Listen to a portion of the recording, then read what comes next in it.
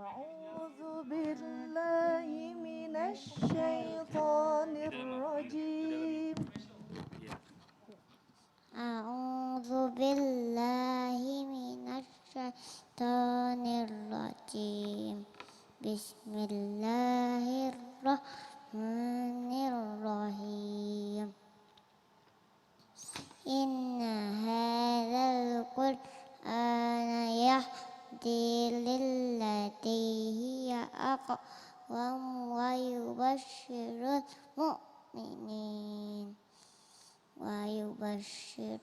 المؤمنين الذين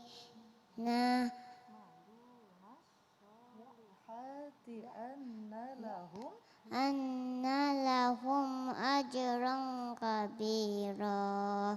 صدق الله العظيم. Allahumma arhamna bil Quran. Bismillahirrahmanirrahim. Masya Allah, pagi ini kita ditemani oleh hafid cilik yang lagi viral di media sosial, King Faisal Jim, yang tadi membacakan surah Al-Isra ayat 9. A'udzu billahi minasy syaithanir rajim. Bismillahirrahmanirrahim. Inna hadzal qur'ana yahdi lillati hiya aqwam wa yubashshirul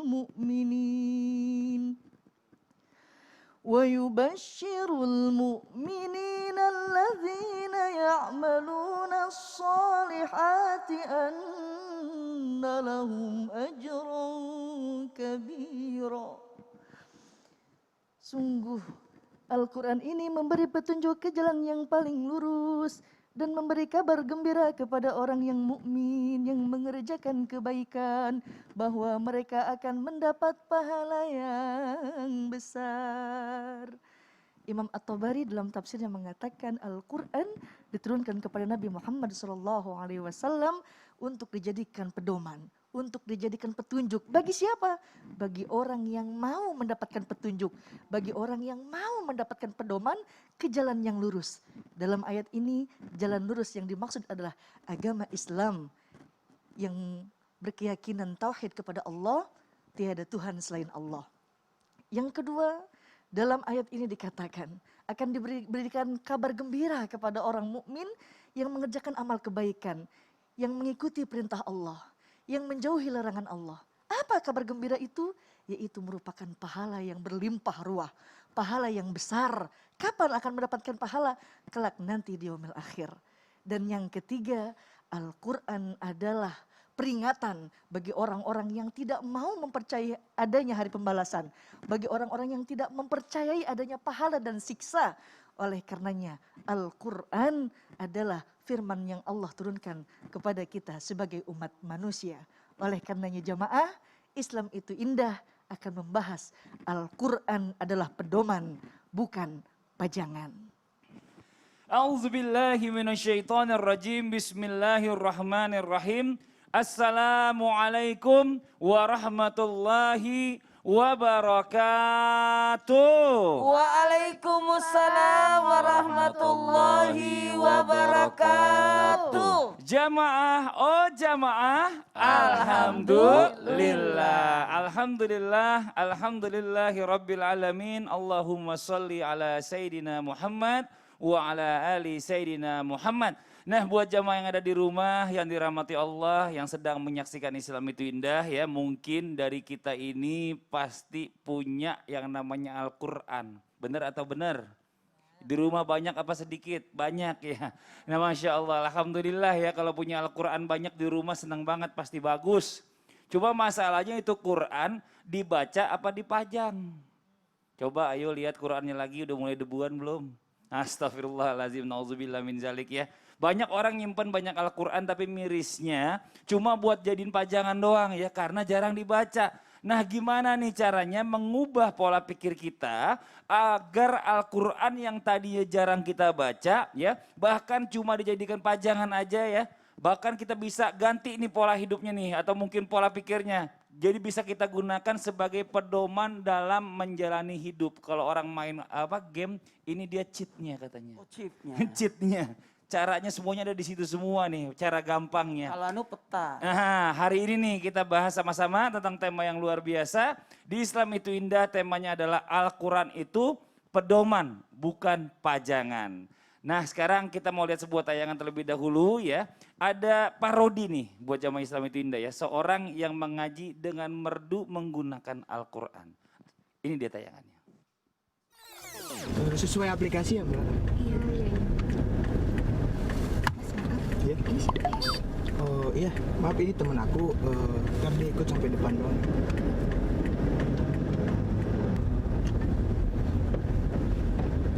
Mau nggak makna mak? Mau nggak makna mak? Mau nggak makna mak? Mau nggak makna? Apa sih? Bruh.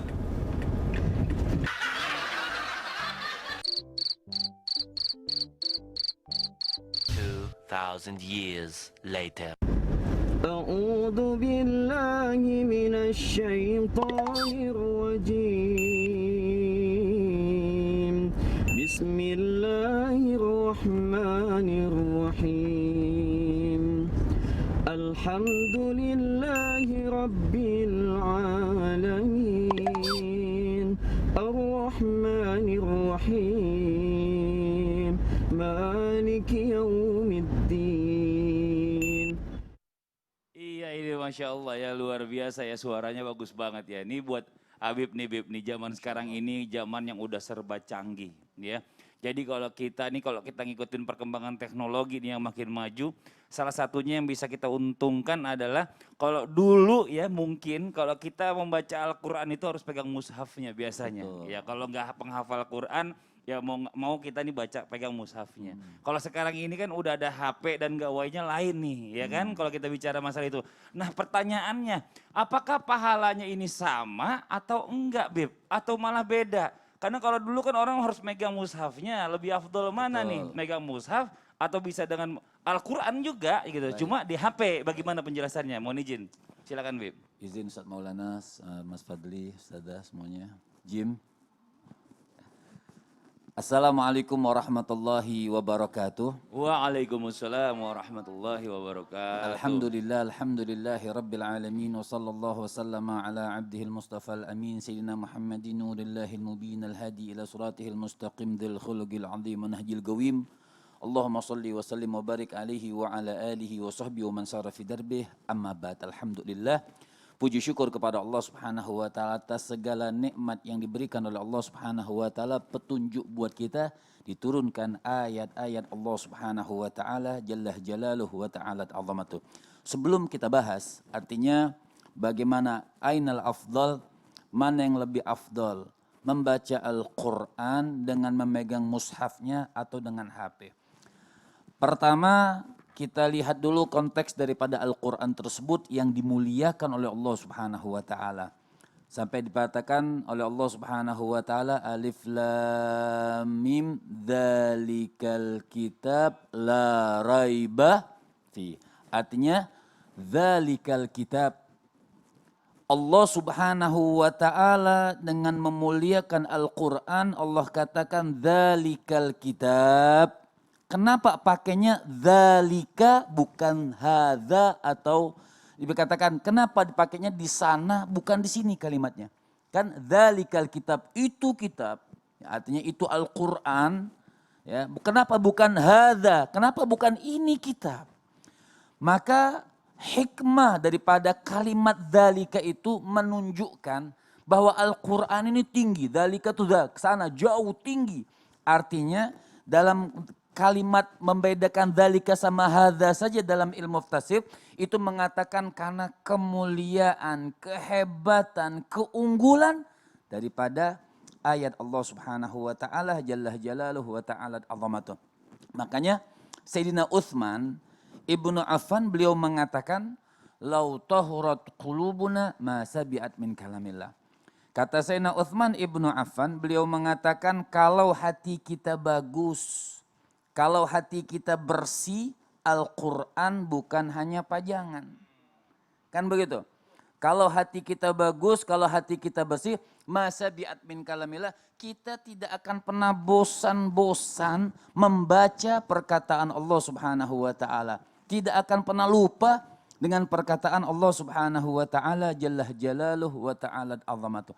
Lantas kifiyah. Sekarang ini mungkin banyak kemudahan-kemudahan, ya. Banyak kemudahan-kemudahan seperti ada Al-Quran, mushafnya ada Al-Quran. Boleh misalnya kita yang punya mobil taruh di mobil. Jadi dengan ada wudhu tidak pernah ditinggalkan, baca Al-Qurannya. Atau mungkin juga lewat HP. Kalau ditanyakan tentunya Al-Quran ini kan diturunkan oleh Allah Subhanahu wa ta'ala tidak berupa tulisan Mas Fadli. Coba. Al-Quran ini kan tidak berupa tulisan. Sehingga datanglah pada zaman Sayyidina Abu Bakar. Karena banyak pada saat itu ashabul Quran, hufadzul Quran meninggal dunia dalam medan perang. Takut nanti orang di belakangan tidak tahu baca Al-Quran. Maka dibentuklah suatu buku atau tulisan mushaf seperti Al-Quran sekarang. Tentunya ada perasaan beda Mas Fadli. Ketika megang Quran dengan kehusyuannya itu sama megang HP. Ya. Apa yang membedakan kalau niat sebenarnya? Yang membedakan niat. Orang bikin Al-Quran memang niatnya untuk membaca Al-Quran. Misal kitab nih. Ya, niatnya sebenarnya sama sih, mungkin sama artinya. Cuman yang membedakan niatnya. Ya, orang bikin HP bukan untuk baca Quran. Dan bukan juga dalam orang Islam artinya orang HP. Karena banyak aplikasi milih sana, milih sini segala macam kan. Tapi kalau Al-Quran berbeda. Memang orang mencetak Al-Quran untuk membaca Al-Quran. Jazakallah khairan katsiran Bib. Nah, jadi sekarang kita lanjutin lagi nih. Ya tadi sudah dijelaskan sama Habib ini Ustadz Maulana nih ya. Ngomongin soal teknologi tadi kan udah dibahas pahalanya bagaimana. Memang kalau misalnya kita bicara masalah niat, orang yang megang Al-Quran itu lebih niat banget kalau mau baca Quran ya kan. Dibandingkan megang HP. Nah tapi masalah aturan yang berikutnya nih. Tadi kan ada dibilang sama Habib. Kalau bisa baiknya ya kalau mau megang mushaf Al-Quran, mau baca Al-Quran itu harus berwudu dulu gitu ya kan. Nah karena ini bicara masalah HP ini udah teknologi atau gawai canggih gitu ya. Nah ini boleh nggak pakai wudu atau tetap harus pakai wudu. Terus bagaimana hukumnya seandainya nih HP dalamnya ada aplikasi Al-Quran. Terus kita ke kamar mandi, kita lagi nongkrong di kamar mandi gitu ya kan. Terus itu berarti kan aplikasinya ikut nih ke bawah-bawah lagi nongkrong nih gitu. Ini bagaimana nih penjelasannya, mohon izin. Masya Allah luar biasa Iya, pertanyaannya. panjang nih pertanyaannya. Panjang ya banyak. Baik, izin Habib, izin Ustazah semuanya. Izin, Masya Allah, tabarakallah. Bismillahirrahmanirrahim. Assalamualaikum warahmatullahi wabarakatuh. Waalaikumsalam warahmatullahi wabarakatuh. Jamaah. Oh jamaah. Alhamdulillah. Alhamdulillahirrabbilalamin. Allahumma salli ala sayyidina Muhammad wa ala sayyidina Muhammad. Satu bentuk pujian dan rasa syukur kita karena hari ini alhamdulillah semua yang bersentuhan dengan Al-Quran pasti akan mulia. Kenapa? Karena itu adalah kemuliaan Al-Quran. Allah menurunkan Al-Quran di bulan yang paling mulia, bulan Ramadan. Di awal turunnya Syahrul Ramadan alladzina unzilal Quran hudal linnas, bulan Ramadan menjadi bulan mulia. Malaikat yang membawa Al-Quran adalah malaikat Jibril. Wah, malaikat paling mulia, paling tinggi. Kemudian Nabi yang didatangkan Quran padanya, diberikan Quran padanya adalah Nabi Muhammad. Nabi yang paling mulia. Bahkan umat yang paling mulia adalah umat Nabi Muhammad. Masya Allah, tabarakallah. Jamaah yang dimuliakan oleh Allah. Bagus sekali pertanyaannya Mas Fadli. Dan terima kasih banyak Habib. Luar biasa. Udah kejawab semua. Tinggal saya melanjutkan aja nih. Niatnya yang menulis Al-Quran dalam satu mushaf. Berarti niatnya untuk dibaca Quran. Tapi kalau niatnya yang bikin handphone, belum tentu. Nah kalau berbicara, kalau menyentuh dan membaca Al-Quran, disyariatkan untuk punya wudu. Dalam surah Al-Waqiah, illa mutahharun. Tidak boleh menyentuh Al-Quran tanpa harus ada wudu. Jadi harus ada wudu. Gimana kalau handphone, pada saat membuka aplikasi Quran berarti harus ada wudhu. Karena berubah statusnya menjadi Quran. Tapi kalau dalam artian mohon maaf ya tanpa menggurui, pada saat tidak dibuka aplikasinya ya aman. Contoh di dalam toilet, handphonenya ikut. Tapi aplikasinya tidak terbuka, maka jadi handphone. Tapi jangan sampai membuka aplikasi Quran di dalam toilet. Itu yang tidak boleh. Maka itu jawabannya. Makanya mohon maaf, mohon izin kepada semuanya. Jadi gimana? Mohon maaf, berbicara tentang Quran dalam aplikasi, maka tetap kita harus menggunakan adab. Adab dalam membaca Quran. Sebenarnya banyak sekali adabnya. Harus wudu, tertutup aurat, menghadap kiblat. Kalau perlu, bagusnya sih bersiwak dulu. Karena ayat-ayat yang keluar dari mulut kita harusnya melewati mulut yang bersih. Sekali lagi, mulut yang bersih. Mohon maaf, kalau bisa perbaiki duduknya. Pegang Qurannya pakai tangan kanan. Jadi kalau pada saat aplikasi Quran dibuka, jangan menggunakan tangan kiri. Harus menggunakan tangan kanan. Al-Quran yang ada dalam gawai, dalam handphone, itu termasuk Quran. Dan disyariatkan apapun yang berlaku pada saat kita membaca Quran dalam mushaf, maka sama halnya ketika kita membuka Al-Quran dalam gawai. Mohon izin, mohon maaf. Sementara jikalau tidak terbuka, maka hanya berstatus sebagai gawai saja. Ini untuk lebih amannya buat kita semua, sebaiknya memperbaiki diri. Utamanya tuh biasa nada dering handphonenya. Ya, betul. Pakai Quran, hati-hati. Kalau di dalam toilet berarti nada deringnya dimatiin dulu. Takutnya nanti handphonenya bunyi, ayat kursi yang keluar. Ini hati-hati juga. Jadi perlu dijaga baik-baik. Kalau saya sih alhamdulillah berusaha untuk tidak bawa handphone masuk toilet. Kan tidak boleh lama-lama di toilet. Makruh hukumnya. Makruh hukumnya kita berlama-lama di toilet. Jadi terima kasih banyak. Ya, kita bersyukur di Kita zaman juga modern terima kasih. ini kita dimudahkan dengan adanya Betul. aplikasi Quran. Jadi harus juga memakainya dengan cara bijak. Tapi bicara masalah tentang baca Al-Quran disunatkan baiknya memang ada wudhu di Ada dalamnya. harus. Ya. Bukan lagi harus. Harus, wajib ya. Kalau membaca bukan menyentuh. Bukan menyentuh. ya. Kalau membaca Iya. lebih afdal pakai Lebih afdal. membaca tanpa menyentuh. Tanpa menyentuh. Ya. Ini Masya Allah luar biasa. Terima kasih banyak. Jazakallah khairan kasiran ilmunya. Nah sekarang buat jamaah yang ada di rumah nih ya. Saya punya video viral nih. Video setoran hafalan Al-Qur'annya King Faisal Jim. Ini surahnya surah Al-Buruj. Nih sama-sama kita saksikan. Ini tayangannya. Assalamualaikum, aku Jim. Aku mau baca surah Al-Buruj. A'udzu billahi minasy syaitonir rajim.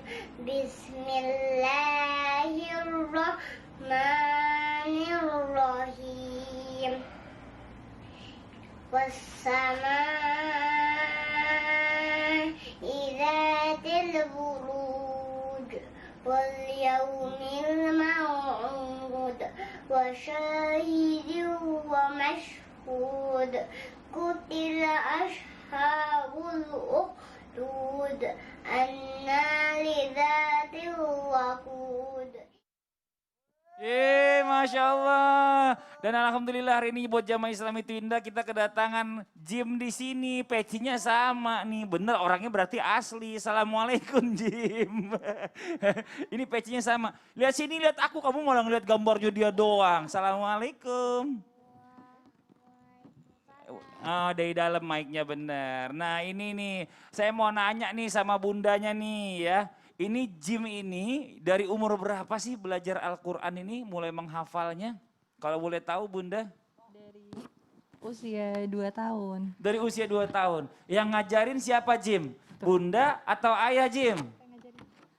Ayah. Ayah, oh banyakan ayah yang ngajarin ya. Bunda juga ikut ngajar kan? Iya. Iya, Masya Allah. Terus satu lagi Jim, kenapa, aku mau tanya, kenapa Jim mau menghafal Al-Quran? Kenapa? Karena Allah sayang. Oh, Masya Allah, karena disayang Allah ya. Jim mau menghafal Al-Quran. Ini Masya Allah nih, mudah-mudahan buat jamaah yang ada di rumah ya. Mudah-mudahan punya anak juga yang bisa soleh seperti ini nih Masya Allah. Karena umur 2 tahun belajar Al-Quran ini kita tahu seperti apa susahnya mengajar anak-anak umur segitu tuh ya. Untuk menghafal Al-Quran. Nah sekarang sebelum nanti kita lanjutkan lagi, saya mau nanya sama Habib dulu nih. Bib, bener gak nih Bib nih? Katanya nih kalau kita belajar Al-Quran gak boleh sendiri ya. Tapi harus ada yang namanya guru yang ngedampingin kita buat benerin bacaan. Terus kalau misalnya kita baca Al-Quran masih suka salah, itu bagaimana hukumnya Bib? Baik. Bismillahirrahmanirrahim. Bib, Oke. ya Habib lagi semangat banget kayaknya hari ini. Oh kita duduk aja nih. Enggak Bib, maksudnya gini Bib. Nah, gimana Ini nih? kayaknya panjang nih Bib. Ya maaf ya Bib ya, waktu juga udah mau Oh habis. iya, Mas Ntar Sandi aja, juga Bib. kan begitu. Habis iklan nih Bib ya. Untuk- Ya, iya, ya udah, buat jamaah yang ada di rumah, jangan kemana-mana ya. Kita akan segera kembali lagi tetap di Islami Twinda. Jamaah, oh jamaah, alhamdulillah.